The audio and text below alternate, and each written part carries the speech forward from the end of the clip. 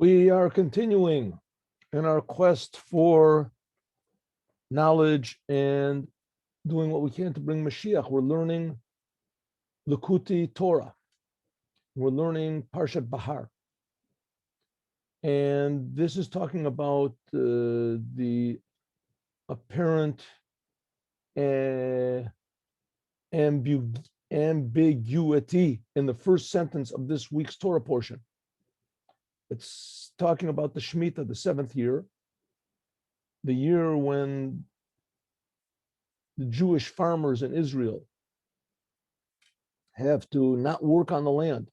Anyone that deals with the land has to not work on the land. You can't plow, you can't work on your trees, you can't plant, etc. It gives very detailed laws. So you have to work for 6 years, and then on the 7th year, it's the Sabbath, like the creation of the world. There were 6 days, and there were 7 days, but this is years, and this is not people so much as it's the land. You are allowed to light candles and drive your wagon and do the things that you can't do on Shabbat. You personally, but the land has to rest. You're not allowed to plow, you're not allowed to rest. So you work for 6 years, but the sentence in the Torah doesn't say that. The sentence says, when you come to the land of Israel, this is speaking to the Jews in the desert. When you come to the land of Israel, then you have to make a sabbatical year. First thing. Then it says 6 years you should work, and the 7th year you should rest. So it seems you have to do it again. So is this really so? No. The fact of the matter is not. When the Jews came to the land of Israel, they could start working on the land immediately. And why does the Torah seemingly indicate otherwise? Okay, so the Rebbe says, good. In order to understand this, we can't really understand it if you just have the normal set of rules. We have to understand a bigger sort of criterion over here. As well as there being the physical laws from the Torah, there's also the spiritual laws of the Torah. Serving God. That the Torah does not really explain. It says you have to love God with all of your heart, you have to serve God, you have to believe in God, you have to fear God, but it doesn't really explain how you're supposed to do it. Which is not the case. The laws of the Shemitah, it says what you're supposed to do. You're not allowed to plow, you're not allowed to plant, you're not allowed to prune your trees, you're not allowed to gather things into your house. It says it's good. It says it in a way, in very shorthand, but it says it very clearly. And you're not supposed to plant. It means don't plant. That's all. You just don't take seeds and put them in the ground. Right? Maybe there's little details, things like that. But how to love God, it says you have to love God with all of your heart, with all of your soul, with all of your might. Doesn't explain what to do. Doesn't really explain what God is. In the Torah, it doesn't explain. It says that God told all these things. He created the world. He gave the Torah. He took the Jews from Egypt. But what exactly is there to love? I mean, he took the Jews out of Egypt 3,300 years ago. It's a long time. Created the world. He created the world also a long time ago. That's what it says in the Bible. Created a long time ago. So what are we supposed to love God? Maybe we can give thanks. We're supposed to love and have fear of God. So what does that mean? So the Rebbe says that is what this sentence is hinting at. It's hinting at serving God. Details in serving God. He says, if we want to understand this, then we have to go a little bit to one of the books of the Torah, which talks exclusively about and mysteriously about God, and that's the book called the Song of Songs, Shir HaShirim. Shir HaShirim talks about the love relationship between God and the Jews, how He took us from Egypt, how He gave us the Torah, how He expects from us. He's searching for us, we're searching for Him. Sometimes God is the masculine, sometimes He's the feminine, sometimes it's our wife, sometimes it's our sister, sometimes He's our friend. The Rebbe is going to say here there's another aspect also. The word friend, God Ra'isi is my friend. It also means that God, that Rayati means that He's our flock. God is our sheep. We provide for Him. that we provide for God. That's what he says. Let's see where we can find that. Where does it say here? Here we have this mimer, and it says clearly here. Oh, what does it mean, Rayati? It says that you are God. Yisrael Mafarnasim Avim Shemayim. The Jewish people provide for their Father in heaven. We provide for, we feed God. Oh, now we're starting to get into things that are not understandable over here, mystical. What do we provide for God? What does that mean? What does it mean we provide for God? So we talked about this a little bit in the past. But this, in a way, is the essence of the Hasidic, what the Hasidic dimension of Judaism added to Judaism, made, in a way, Judaism into true Judaism, to reveal this aspect of God. There's the physical, there's the spiritual, that everybody knew about. And not very many people dealt with the spiritual, but there's spiritual. And then there's what's called the essential. That God has this essence relation with us that's not limited to being physical and not limited to being spiritual. Physical means that God is way up there and we're way down here. That's what it is. Spiritual means that the down here is not really so important. The up there is the most important. Up there, spiritual. God is spiritual. He's very spiritual. But then there's essential. Essential means that we're sort of on the same level as God is.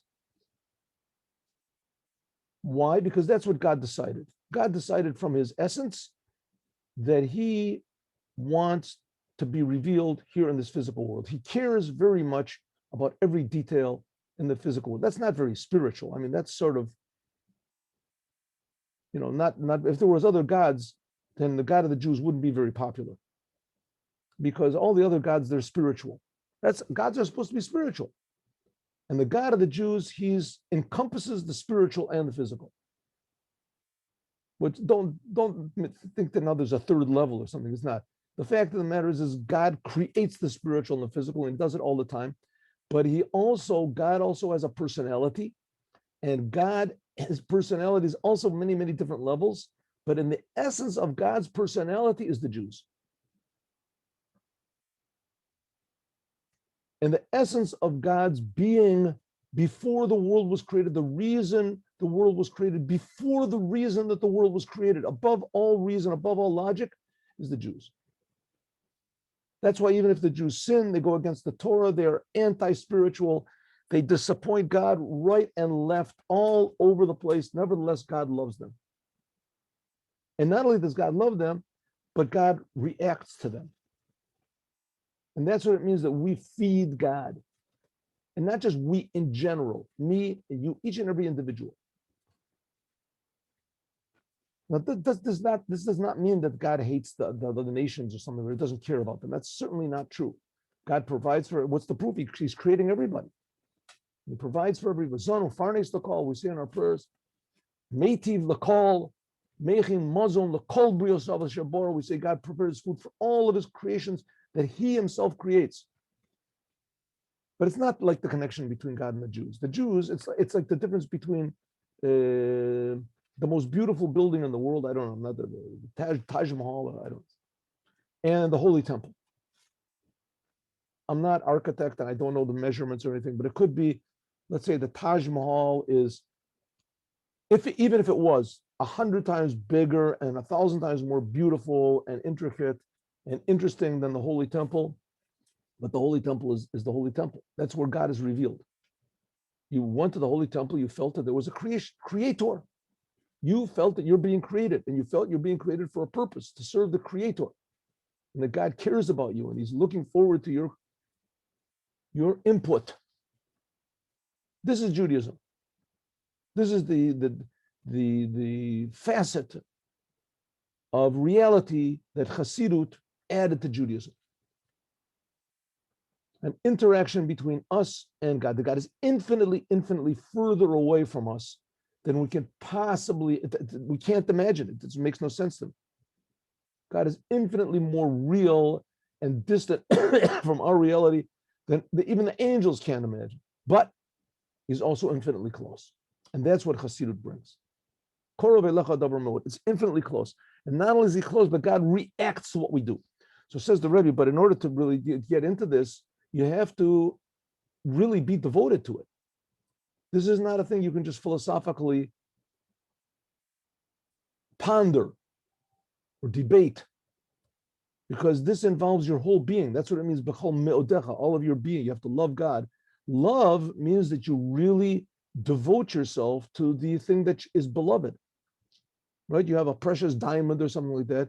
If it's really valuable to it, then you really, you guard it and you really care about it, and it's very important. And a diamond is not alive.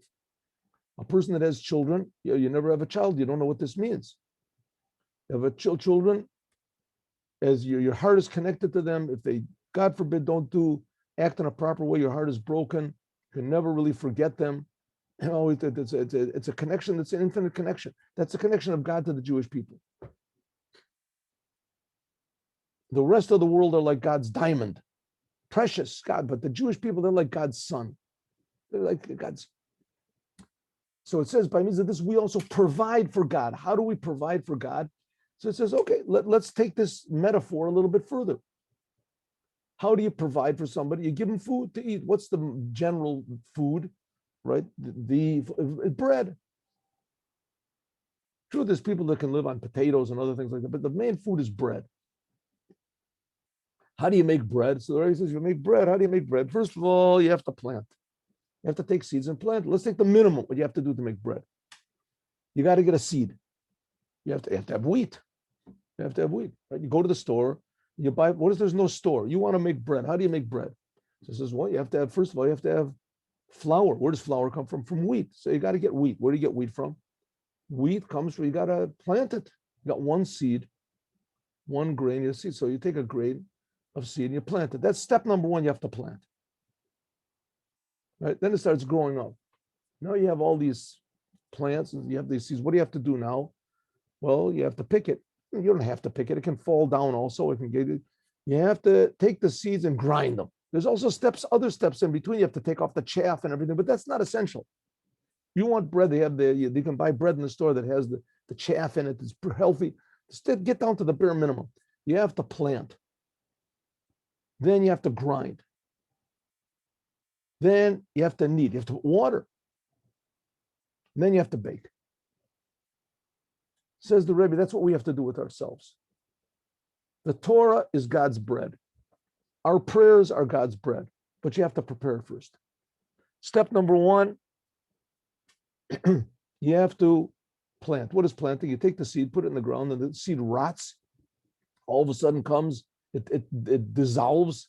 Suddenly it becomes a whole new thing, a grain of wheat, a stalk that has on the end of it all these little grains. You could have ground up the first one, but you didn't have anything to eat. There's all these small little grains in there. There's all these other seeds. Hey, the only problem with the seeds, as miraculous as it is, you planted one seed and you got out, I don't know, 100. I'm not a farmer, so I don't know how many seeds are in a stalk of grain, but let's say 100. So now you have 100. So what do? You take those 100 and you plant them again. Now you have 100 times 100. What's that? 10,000. That's pretty good. You have 10,000. Now you can make bread. So 1 second, maybe I should make bread. I'll plant the 10,000. I'll get another 100 times 10,000. That's what? 1 million. Huh? Now I have 1 million things. Oh, this is pretty good. So now I can make bread, and I'll take the rest and I'll say, what do you take the bread? You take these grains and you grind them up. A person could say, 1 second, why should I grind up these grains? There's nice grains.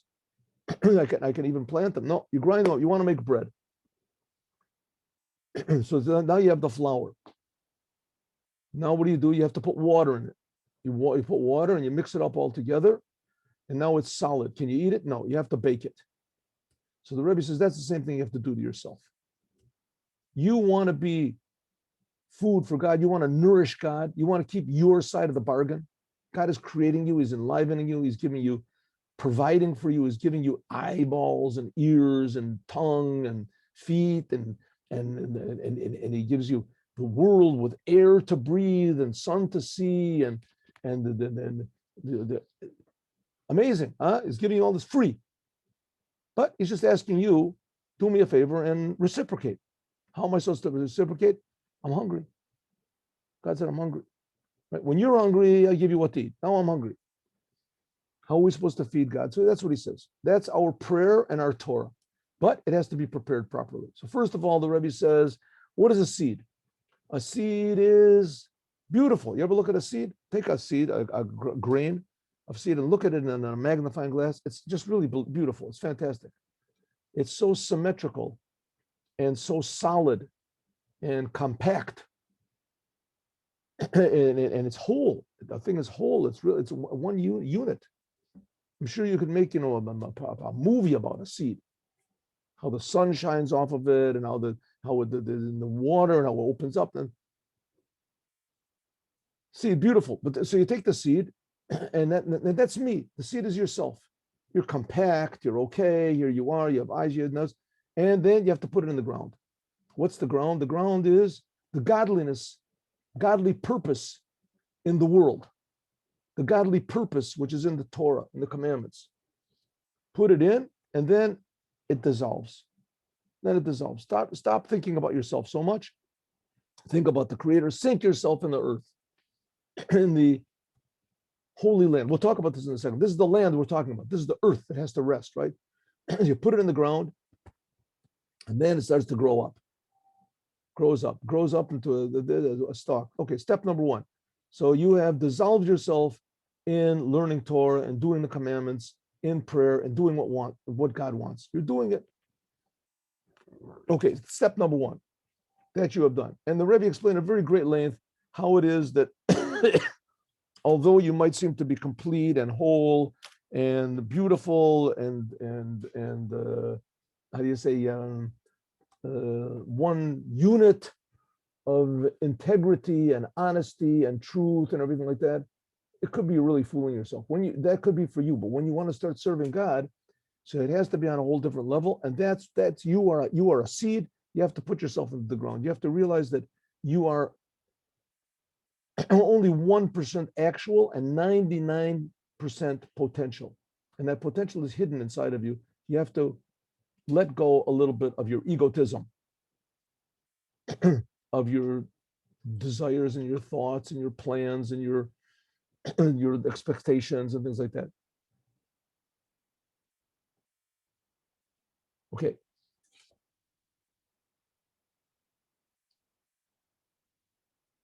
So it says that's what, so now you're doing, right? You're learning the Torah, you're doing the commandments, you're involved in the Torah and you're involved, but you have to get also active. And we're talking about God, and God is very valuable. And do you feel that value? Do you feel how precious God is? It's like a person who loves his children and his wife according to a book. He reads a book and he says, okay, every morning kiss your children and this, and he does. So he does what it says in the book. He has absolutely no feeling or appreciation or value for his wife or his children or for anything. He's just a cold fish.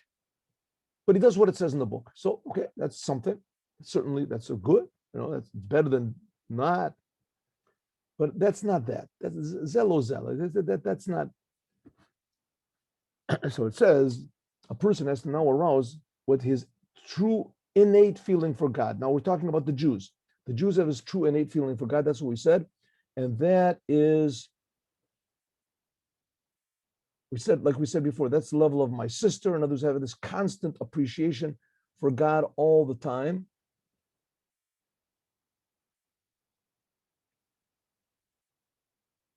Okay, therefore, when a person learns afterwards, now he's doing what he's supposed to do. He learns Torah, he does the commandments, right? He acts the way he's supposed to do. He gives charity, but he does everything cold. Says the Rebbe, but therefore, says you have to arouse also your godly soul. You have to have an appreciation for God. Therefore, when you learn Torah after you pray, which this whole prayer that you were doing, this is the breaking yourself up. This is like the seed. So therefore, you have to now arouse also, you have to pull this excitement that you had in prayer into the learning also. So you have to take this godly soul that you aroused when you were praying and pull it also into the Torah that you're learning afterwards. So therefore, you're supposed to learn Torah immediately after prayer. That's what it means. Happy is the one who comes to hear, namely with this love of God that you felt when you were praying, but Talmud the and with the Torah that you learn after you pray. Namely that the godly soul that you woke up by means of prayer, by means of this Mesirut Nefesh, by means of this self-sacrifice that you had, like the seed that dissolves in godliness that you had when you were praying. That's your godly soul, bitlanal, the Talmud, and you bring this also into learning Torah. So learning the Torah is not like cold. It's not like that the Pope learns the Torah, right? A professor learns the Torah. A professor and these people, they learn the Torah because it's interesting. They want to know what it says so they can counter the other arguments, so that they can be more intellectual. They can give classes. They can be a professor in Talmud. There's people like that. There are people who could be geniuses, know the whole entire. There's people that are geniuses. There are people that are amazing geniuses, and they remember everything. They can remember a telephone book. They can remember a whole page of a telephone book. They have photographic memories. There's people that have amazing understanding and really, but they have no feeling of God at all because they have no feeling for anything. They just have like physical pleasures. That's the only thing that sort of turns them on. Says the Rebbe, learning the Torah can be done in a religious way, namely you're just doing what you, because it's the right thing to do, and it is, but you're not doing it the way you're doing right, but you're not feeling right. That's the idea of techina. That's the idea of crushing up, and tefillah hu bechinas leiv nishbar b'nikeh. And the avodas Hashem, serving God, this is what's called a broken heart. Okay, so what do we have first of all? First of all, you have the seed. You put the seed in the ground. That's when you pray, and you're supposed to take this prayer, this feeling that you have of love of God that you have when you're praying, because you're not thinking about yourself. You've dissolved yourself, so to speak. And then you bring it into the Torah. Oh, that's good. That's good. But that's only the first step. That's only the grain grows. Now you have the grain is growing, right? You're learning the Torah. Says now you have to have another step. Number 2 is you have to grind it up. What's grind it up? After you finish praying, oh, you're a big tzaddik, and you're learning Torah. Oh, you aroused God and you're learning Torah. So you might come to a bit of egotism. You might forget that you're just a creation. So therefore, you have to break your heart. What does it mean, pray? Nidke mileshen dachu medocho. It says like ground up. You grind something up. Like it says in the Inyan of Techina. Kamoken, similarly, Inyan of Techina, this whole idea of grinding yourself up. What does it mean, grinding yourself up? It doesn't mean making yourself miserable. Maybe for a few seconds, a minute maybe. That you grind up this grain of wheat, until it becomes very, very fine. That's like it says, like it says by the incense, they ground it up very fine. And that's also learning Torah. It says, Garsa Nafshi, Gamora Grisa. Also learning Torah means you have to go over it and over it and over it so that you really understand it. And as you're going over the Torah because God wants you to understand it.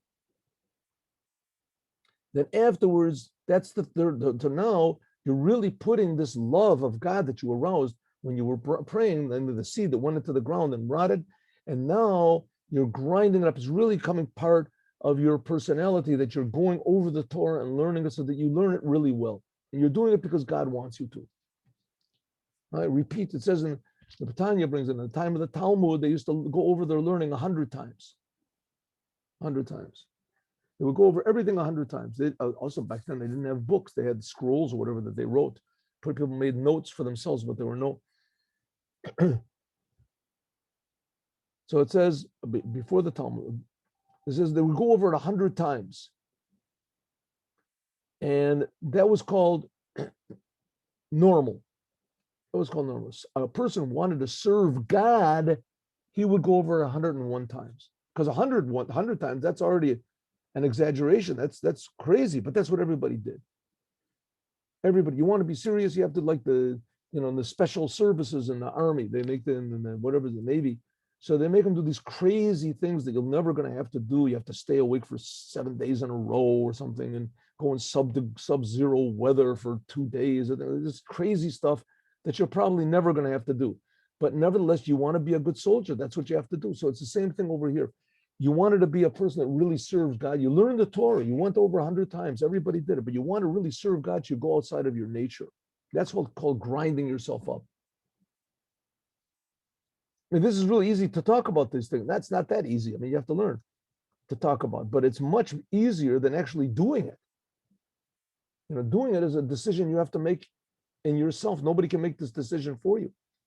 But you really want to do more, and then you have to for God, not for yourself, right? Like these people, they learned 100 times. For sure, they're going to go to heaven. No doubt about it. They learn 100 times the Talmud. There's no reason to learn 101 times. To learn one time, you're going to go to heaven, right? Even if you don't learn at all, you just do what God says, you're going to go to heaven. And it could be even if you don't do what God says, until the very end of your life, you're going to go to heaven. So forget about this thing about going to heaven. What's the reason for learning 100 times? Because you're a good Jew. You want to be you're devoted to God. Why 101 time? That's crazy. That's already crazy. And that's called grinding yourself up. And afterwards, then afterwards, you ground yourself up. And what does it mean? That you've learned the Torah more than you want to, or you serve God more than you want to, give a little more charity than you want to, you say a little more nice words than you want to, and afterwards you have what's called lisha. Here the Rebbe is especially talking about the Torah though. Then there is what's called kneading, K-N-E-A-D, kneading. What is that? Shenosin mayim, you have to put water in the flour in order to make them all join together. What is it? Also, you have to arouse love. Love is like water. Sometimes you can get so involved in serving God that you forget about love. You forget about being a human being. You have to appreciate God. You have to appreciate every human being. You have to appreciate life. You have to appreciate the world. L'dav kabo, in order to cling to God, Yisbarech, how good God is. Liot mashach acharav kamayim, to be drawn after God like water. Shelo yiyeh b'bechinas pirud, you shouldn't be separate from God or separate from others. God forbid. You have to help others. You have to see what, remember, like we learned in the Sikh of the Rebbe, you have to always look at three things. You have to look at three things: at God, yourself, and the world. You have to look at the world. You're here in the world to fix the world up. And that you have to do through love. You have to do through love and care. So now we've gone through what? The level of planting, the level of grinding, the level of adding water, kneading. Now we have baking, afia. Afia, who, that's what it says, V'ki tikrav korban minchaz ma'afe tanur. It says when you bring a bread offering in the temple, so it had to be baked in an oven. Because see, like it says, the tikrav, it says ki tikrav korban. When you offer up. The word tikrav also means to come close. Tikrav, when you bring a korban, it doesn't say what, it should have a yud over here. Tikrav, a yud should be between the taf and the tikrav, but it doesn't have a yud. That's called chaser, right? If you write it, if there was punctuation, so there would be a little chirik, a little dot underneath the te. So you don't need the yud really. But the fact is that there should be a yud there, but there's not. God didn't want there to be a yud. Why? It's just tikrav without the letter yud. V'yesh aim l'masoret. The aim l'mikra, the aim l'masoret. In other words, the way it's written is more powerful. When you want to come close, it says ki tikrab. When you come close, when you want to come close, ba'atzmo, on its own to God. Azai, then you have to be what's called baked in an oven. Like it says, it says that 10 women will bake their bread in one oven. What does it mean? Shaor belibo. This, it said, this is one of the curses. It says the 10 women will break. There won't be enough ovens to go around. 10 women will bake in one oven. There won't be much bread. There won't be much to do. But in the Chassidut explains 10 women, that's the 10 powers of your soul. What's the oven? Echad, the oneness of God. Shema Yisrael Hashem Echad. Pero She'ora, believer, the person should arouse in his heart like an oven. Rish Pe'esh Ahava, different type of love. In the Tanya, it goes to like seven types of love, 8 types of love of God, like water and like reflective water and like fire. So here's love like fire. Machmas bechinas echad, because of this level of echad, the oneness of God. Tanur in the oven of echad. Hainu migdulaso shel melech malchem lachim. As soon as you think about the greatness and the highness of God, Hamamali of Soviv Kol Omim, that he fills and he enlivens and he creates all the worlds. V'kula kamei, and everything in front of God, kalochashiv, is like nothing. It's like nothing. It's infinitely more nothing than we can imagine. Asher alkein, therefore, titlahed v'titlahed nafsho, therefore your soul will become like fire. This is not the love like water that you want to come close to God. This is like fire. The God is so incredibly far away from us and he loves us. God is so infinitely great and he loves us. Right? It's like the king of the whole country. Everybody's long live the king. The king looks from his great throne, he looks right at you and he gives you this look with a little smile is on his face. And as soon as he sees you, whoa, you think this is amazing. Right? He's so amazingly, your soul becomes inflamed with love. That you want to see the glory of the king, and to be totally negated in a tremendous love. Okay, listen, a lot in the Chassidus is talking about this idea of bittul. Bittul, we talked about this before. What's the whole story of the Bible? The whole story of the Bible is that God creates the world. Right? God creates the world. That's the story of the Bible. God creates the world, and what happens in the world afterwards? God creates the world. So what is it? What do we care? Why doesn't the Bible talk about how God creates the angels? And that's really amazing. God creates the angels. Woo! It says a little bit explains in Chassidut a lot more in Kabbalah. The angels, there's that camp of Michael and Gabriel and the power that they have and the amazing mysteries and secrets and the infinite number of angels that there are. The different aspects of these angels, and that's only in one world. Then there's the God's holy chariot with the lion in the face of the ox and the face, and then there's the man sitting on the chariot, and then there's the different levels of this. There's the chariot of God, how it is in the world of Bria, and how it is in Atzilus. Why doesn't the Torah talk about that stuff? What do we care about what Lavan said, and how many children there were that Esav had, and who they were? Oh, come on, what do we care about this stuff? Talk about the upper worlds, and then throw in a little something about Abraham and Isaac and Jacob, and that's it. He says, no. The fact of the matter is that this world is very, very, very, very important to God. It's very important to God. Why is it so important to God? Because this world has the ability to do something that none of the other worlds can, and that is what's called bittul. Bittul means surrender, or if you want to get more sort of user-friendly, harmony. Be harmonious. Right? And in Hebrew, it's called hatama. And that you do what you're supposed to do. We've talked about this so many times, and we see this everywhere, that's how it works. Your body works when all of the limbs are doing what they're supposed to do. They do their purpose, then everything is wonderful, right?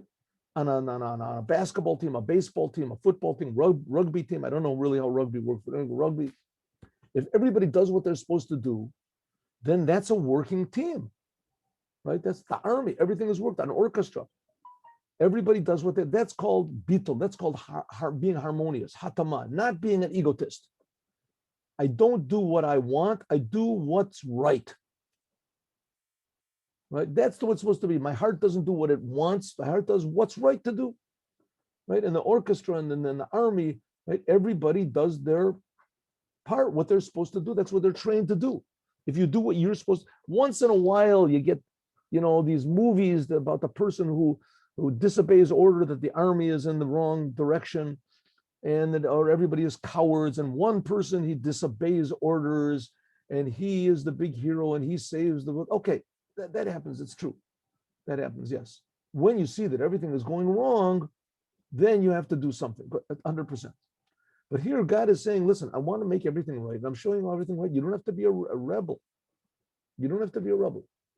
If you want to rebel against the world, right? You have to. But the problem is that people are created. God created us. And he created us to be separate. So here we're separate. So what does God want? He says, that's exactly the point. God wants us to use the separateness and to be part of him. Let's take the example of an orchestra, right? You give a person that's a rebel, don't give him an instrument. Don't give him, he's not going to mess things up so much. He'll start yelling and screaming or something like that. Give him a trumpet, or give him a violin, he could really mess things up. And that's a big novelty, right? Put a person that has a violin, that plays the violin, doesn't know how to play, or he's an amateur. Put him in a big orchestra, it's terrible. Wrecks up the whole music, right? People start yelling from the audience. It's the same thing. God, if God would have just kept the angels or whatever, no, but God put us in the world and he made us separate. And now we can make a lot of noise if we want to, and we can disrupt the whole thing and really feel important. But it's a mistake. It's a big, big mistake. And that's the idea of bittul.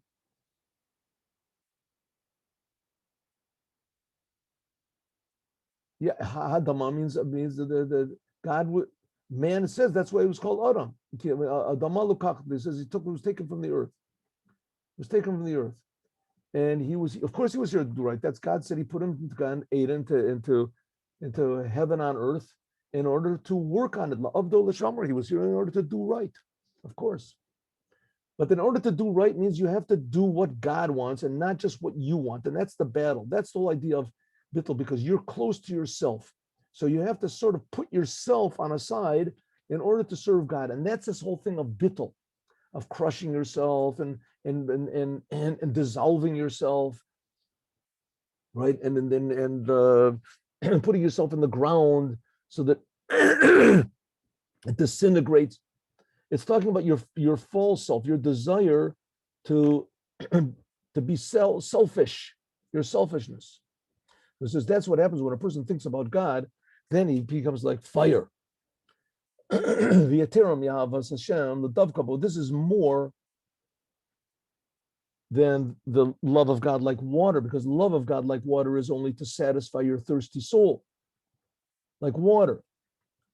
But water and fire, they are two opposites. So there's love of God like water, we said before, but that is the sort of, you want to come closer to God. But this love of fire, the water, it joins everything together, right? That's love, everything is wonderful. But this love of God like fire, that's the thing of the baking. And all these are four necessary steps in order to really provide nourishment for God. This fire, by its nature, it takes things apart, like it's known. That fire, when it burns things, everything just falls apart. It wrecks a whole city, wrecks a whole house. When fire is applied, then all the water goes away with the fire, and all that's left is just ashes, just dirt. But also this type of love like fire. This is the bechinas havchim mi bechinas ava. This is the opposite of the love of like water. Shebechinas mayim. Sheula davkabo, the thing of love like water that we talked about when we were talking about needing. This is in order to cling to God. Hainu she tishaer atzma, that you'll remain yourself. This is not as much dissolving. This is more, how do you say, retaining your integrity, but unifying yourself to be serving God, to cling to God. That's this love of God, which is like water. But then afterwards, you take the dough and you put it into the oven. That is, what's this implying? It's implying that we have to also have love of God like fire. This is love which this is love which separates the powers of the soul from what they are, and namely that the soul by its nature wants to come close to God. This is like nadav and avihu, they said.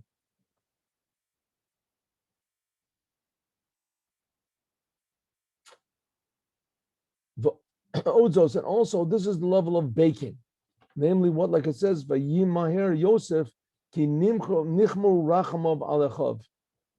What does it mean? Nichmu rachamov v'lashan mechamer basora, like being burned. This is like being burning up hot. Harachmanos hu mitzad chamimus ki cham libo bekirbo. Okay, what's he saying? There's a type of love which there's a type of serving of God where a person loves God. He really loves God. Everything comes together. But then there's another type of love where you truly put your self in the hands of the Creator. And then all of your whole personality becomes, you say, individually fixed up by God. That's love like fire, so to speak. It separates everything. It separates everything. And then you put yourself into the hands of the Creator so that all of your traits, your human traits, become one by one. So he says, one by one, clinging to God, clinging to God's essence. Okay, this I'm talking about from just understanding and not from experience. It's a lot easier to talk when you're talking from experience. But here the Rebbe is talking about a level of love where you realize the greatness and the highness and the wondrousness, the awesomeness of the Creator. And that gives a love, like I said, the king is looking at you from, that gives a type of a love that you say, everything that I have, I'm willing to give to the Creator. Everything that I have, the tremendous love. Okay, the Od Zos, and even more, he bechinas afia, and even more when there's the baking. It says baking means that you apply this heat, but it doesn't, of course, what heat does is heat unifies the bread. Afterwards, that what everything sort of melts together. Hina Yisrael, the Jewish people are called Yosef. Like Yosef, like it says, Noe Katzon Yosef. The Jewish people are called by many names. They're called Yisrael, they're called Yeshurun, they're called Bnei Yaakov, but they're also in the Psalms, the Jewish people are referred to also as Yosef. Sometimes you have to have this level of mercy. This is the idea of baking. Al Bechinas Benjamin Shenikra Ben Oni. It says that when the brothers came to Yosef, Yosef was the king of Egypt, where the brothers came and he saw Benjamin, then he broke out crying, broke out weeping. Hainu, liod mimar de chushbana. A person has to make a reckoning with himself and arouse mercy on himself.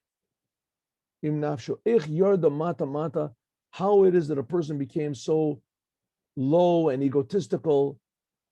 How much each one according to what a person knows in himself. And have mercy on the spark of godliness which is inside of you. And then he will come back and he will weep. Like it says, the mistarim tivke nafshi, in the hidden places, my soul weeps. Hainu bechedre libo, in the depths of his heart. Okay, so what happened here? What are we talking about? This is the idea of the baking we're talking about. We talked about applying heat. Heat breaks up, what he says, separates all of the power so that you can really scrutinize your personality and your deeds, your actions, your speech. And what does that do? That, says the Rebbe, this idea of heat and baking, this is corresponding to mercy. Like it says by Joseph, when he saw his brother Benjamin, so it said that his mercy heated up. Nichmu rachamov, it heated up his mercy. So in a way, mercy is the ultimate unifier, mercy. Why? Because if someone does something bad to you, we talked about this before, then you naturally want to keep away from that person. But if someone comes explains the reason he did bad to you is because this poor fellow, once in a while, he goes insane. You should know he had terrible problems. His whole family was killed, or whatever. It makes up some excuse. You say, wow, all of a sudden you have mercy on him. Why do you have mercy? The person, he did something bad to you. What do you have mercy? He genuinely did something bad. He did it with full intention. He called your name and he called you names and he did bad thing. But suddenly you realize, no, this, what he did to me, that's his actions. That what he said to me, that's his speech. The things that he thinks about me, that's his thought. But he himself, he's okay. The reason he talks and things like that is because something bad happened to him. But he is all right. There's a little point inside of him that's the real person. And on that real person inside of him, I have mercy. Boy, if those terrible things happened to me, what happened to him, I would probably act worse than he did. In other words, there's a he inside of this. There's a me. There's a true I. Says the Rebbe that in a Jew and also in a non-Jew, the true I of a person is good. The true I of a person is holy. It's godly. That true I can never be contaminated. But you look at yourself and you see that I'm doing bad things and I'm thinking bad things and I'm selfish and I'm this. It says, so what am I supposed to do is have mercy on yourself. Say, oh, look what I've done to my poor soul. My soul is so pure, my soul is so pure and so perfect, and I'm messing it all up. God, have mercy. Have mercy on me. You see that I'm out of control, but I essentially am good. And that's the idea of baking, having mercy. That unifies everything together. And this is what provides nourishment to God, as we're going to talk more about, God willing, tomorrow. Now let's learn the Dvar Malchut.